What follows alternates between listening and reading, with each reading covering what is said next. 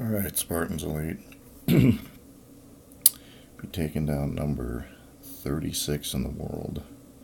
And you might be asking, well, that's a little bit outside of the top 10, top 20 that I've usually been making. But two reasons I'm showing this. One is it's not like there's 35 guys in the world who are snickering at this guy, number one.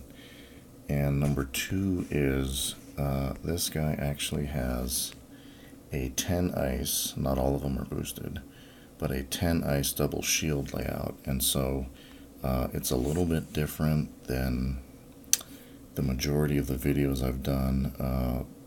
Usually what I've been using TRM against is either the corner HQ with the laser or the very close to the front of the shore with the laser behind it.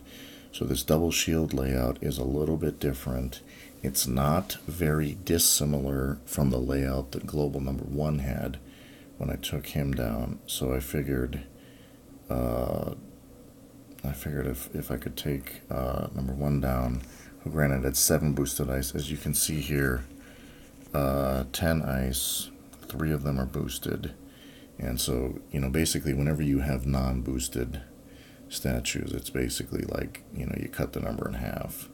So 3 boosted, 7 non-boosted is basically like 3.5 boosted. So this is the functional equivalent of a 6 to 7 ice boost base. And so let's take it from here. As is my custom, I know maybe not everybody does it this way, but I like to get one side of the equation just out of the mix.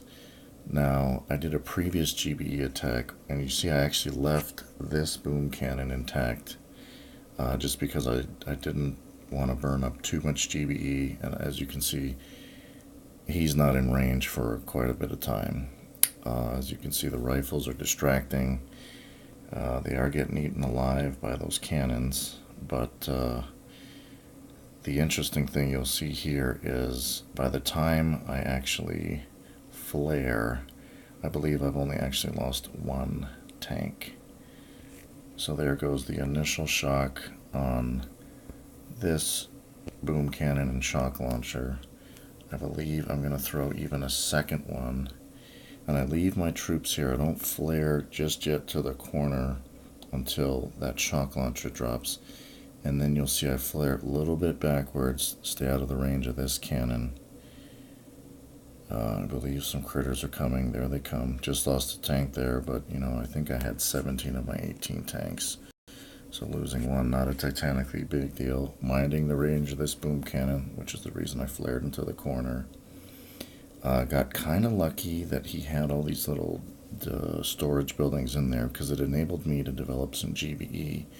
And you'll see, even once I start to move in on the boom cannon, I believe I actually have enough for 2 shocks. So there's the first one. And again, not flaring the boom cannon, working my way up, gaining GBE along the way for this shock right here. And again, still not flaring anything because I'm kind of moving in the right direction anyway and taking things down. Well, and then I even had enough for another shock. So kind of the nice thing about eating through storage buildings is you do gain the GBE as you're going. I think I tried to throw critters there, and just for whatever reason they didn't take on my first hit. Pretty typical for me. Now at this point, I think I am now out of GBE, which is why I'm not flaring away from this sniper tower, and he's kind of picking this one tank off. I think I'm waiting as soon as that flamethrower drops. I think I'll have enough where I flare back and kind of away, which I do. Mortar right here I think is the only thing that has range on me at this point. And moderate bit of tanks left here. I think I got about 10 tanks down there. 9, 10, something like that. And so as you can see, a lot of different approach to the double shield. The method that seems to work for me that I'm comfortable with is basically use GBE to take off the one side where the shock launcher is, and then basically mow through the entire other half. And as long as you have a sufficient number of tanks, like I did,